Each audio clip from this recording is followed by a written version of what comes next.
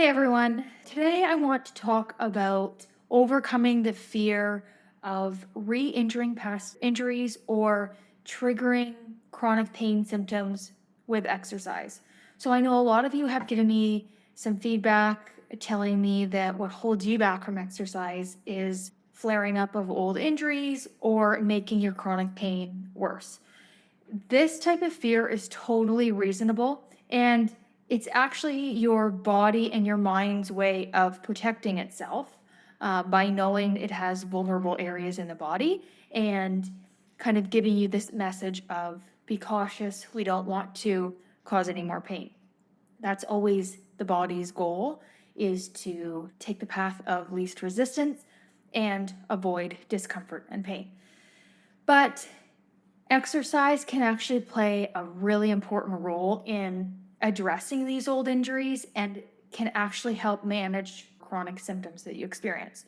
So, with the right approach, exercise can actually be kind of your savior if you're one who is worried about past injuries or is dealing with some chronic pain. One of my top tips that I give people who are afraid of re injuring past injuries or flaring up their chronic symptoms is to start slow. And there's a few ways you can start slow. That means literally moving slowly through exercise.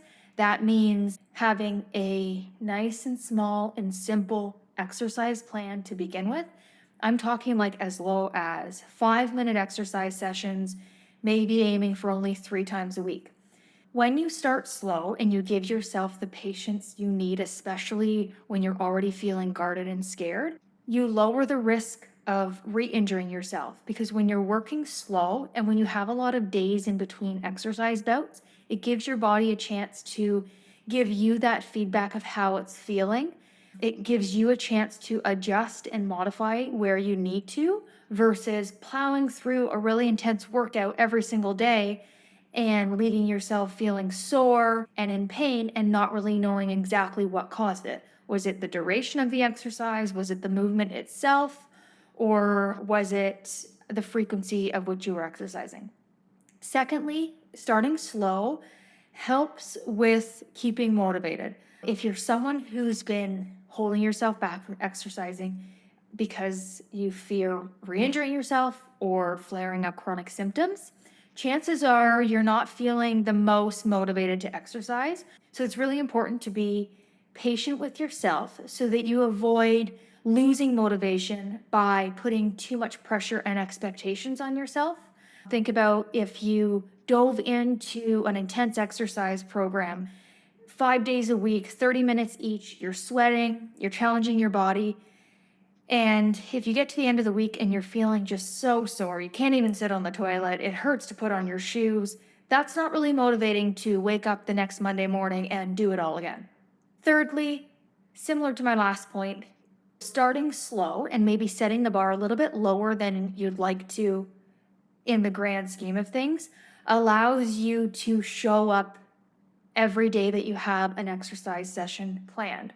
So, with 3 days a week to start, that's a little bit more realistic. You can fit it into your schedule. It's not a lot of pressure. You get a day off or two in between, and you're more likely to show up every time versus feeling overwhelmed by the third day in a row and not showing up for day 4 and then having this mindset of, oh, I failed.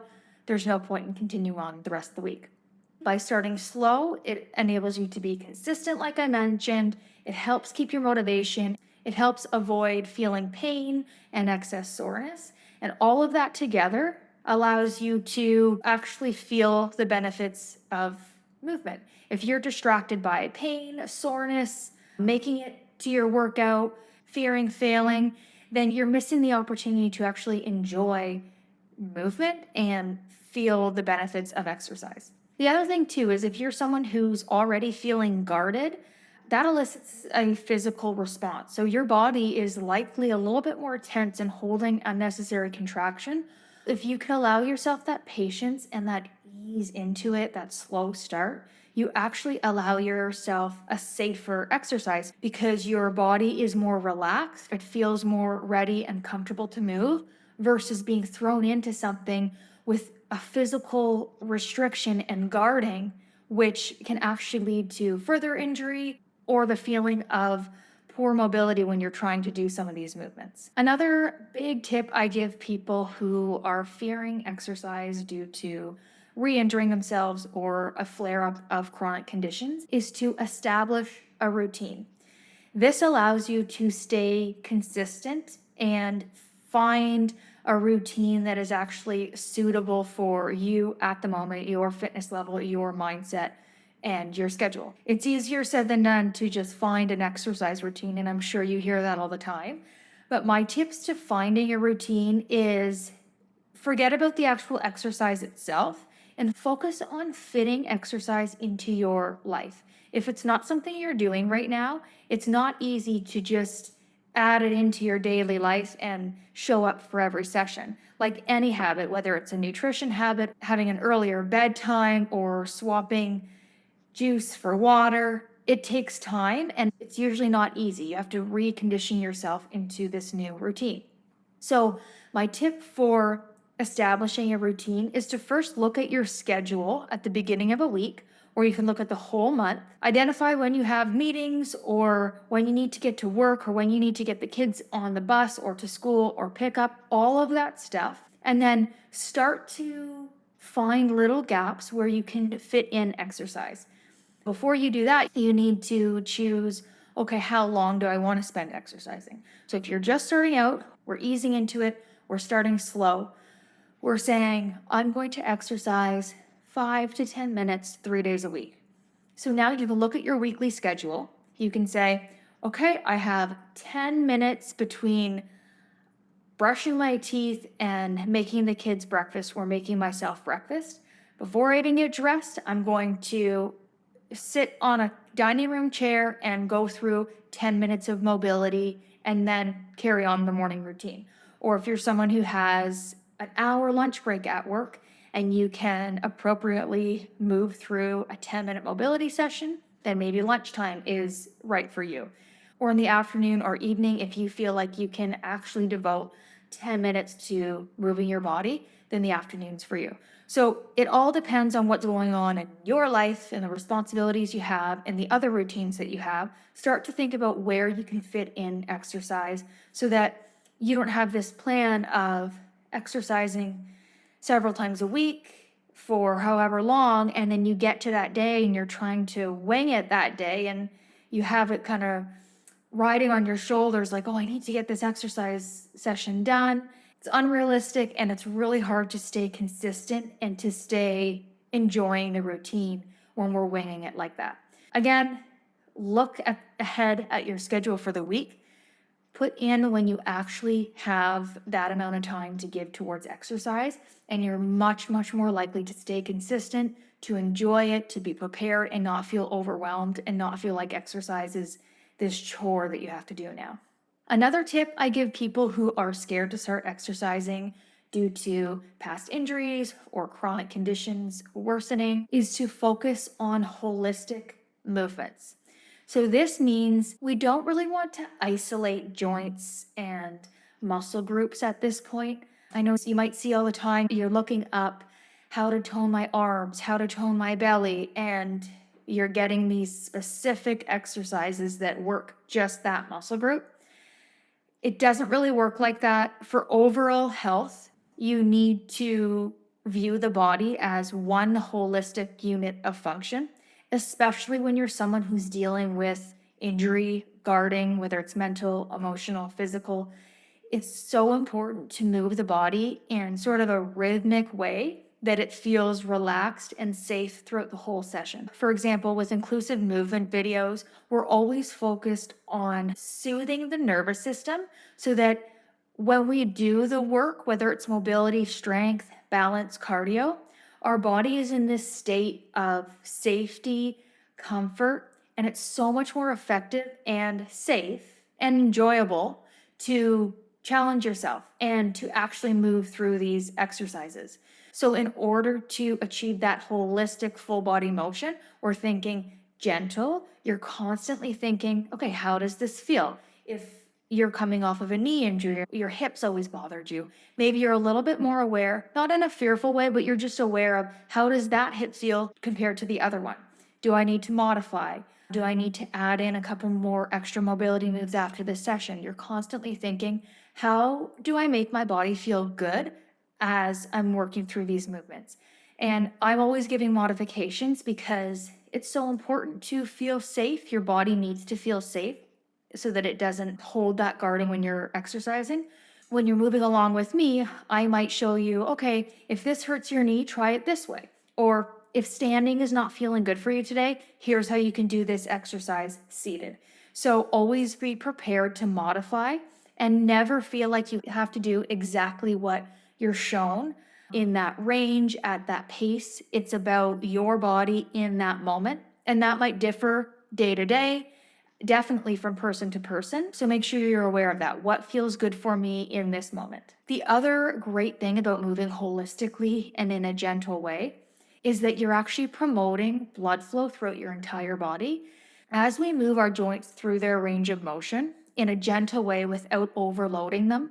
And what I mean by that is picture someone doing a bunch of heavy bicep curls. The difference between exercising like that and holistically, like I'm talking about, is we're focused on opening the pathways of the body for the blood vessels, the nerve vessels, and the lymphatic vessels. The functioning of those physiological systems rely on the free movement of a joint. So when you have a lot of restriction, say in your shoulder, that will impact directly the ability for blood, fluid, and nerve communication to flow through that area of your body. So especially if you're someone who's dealing with old injuries or chronic conditions, one of the most important things is vitality and bringing nutrients to those areas to heal and to soothe the body, which is accomplished by proper blood and fluid flow. So we're getting a little complicated here, but the point is with holistic movements that feel comfortable for the body and that don't cause that guarding response, we're opening these pathways and we're actually helping our self-healing and self-regulating mechanisms that we have naturally.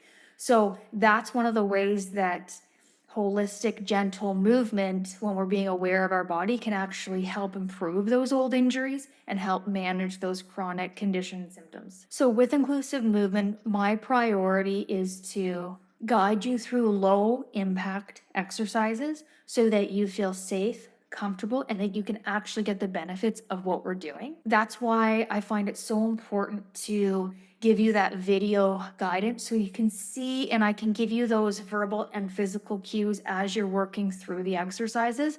And I can show you those modifications so that you always feel safe and you don't feel confused about, should I be doing this? It doesn't feel great.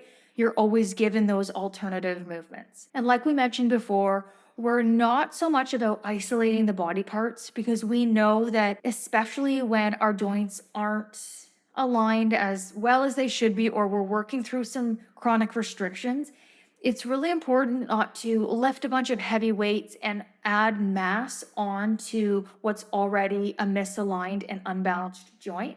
So that's why with inclusive movement videos, we're focused on a really balanced exercise session no matter what. We might focus a little bit more on upper body posture, but you'll notice that even in those videos, we're still targeting the entire spine and the hips because we know that those are interrelated and they impact each other a lot. The other thing that I prioritize through our inclusive movement videos is variations of exercises. So again, that's what I'm talking about, giving you those modifications. You'll find that once you start doing our courses and our programs and our videos, you'll actually start to learn how to modify yourself.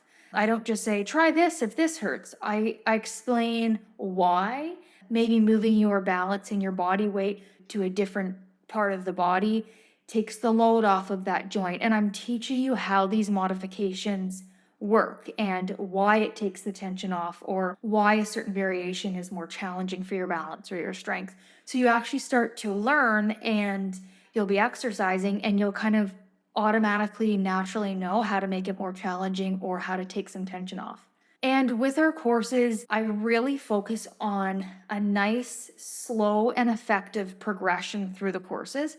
So I'm not asking you to this Monday, do a seated version of a leg exercise, and the next week you're jumping up and down. So when we're dealing with the fear of re-injuring old injuries or flaring up those chronic conditions, the other thing we need to think about is overcoming that mental hurdle of feeling scared and feeling like exercise is going to harm us versus provide us with benefits. So, as we're overcoming our mental hurdles, we want to remember to set realistic goals. So, that's when we talked about starting slow, building up a routine that actually fits in your life versus diving into a program that you're promised is going to fix your back pain, even though it hurts, even though you don't have time for it. We want to set realistic goals. Secondly, we want to practice mindfulness.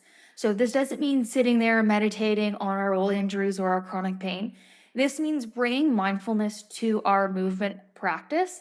This could mean so many things. This could mean goal setting and visualizing how you want to move and how you want to feel.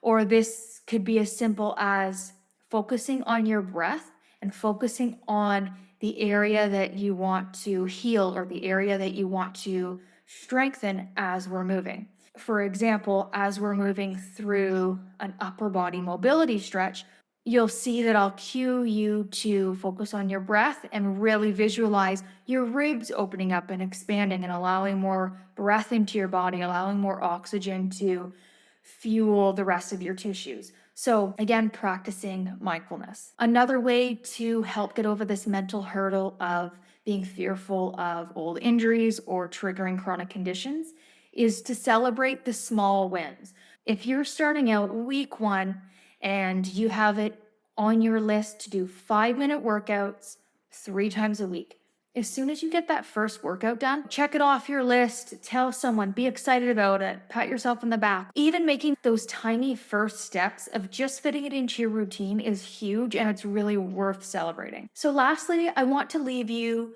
with this thought. If you're someone who is scared to start exercising because you're afraid to re injure old injuries or cause flare ups in your chronic conditions, I want you to just embrace a new perspective on exercise. We have been conditioned to view exercise as something that means you must be sweating, you must be looking impressive and doing really impressive things with your body and lifting heavy weights and going to the gym and looking really cute in your workout outfits.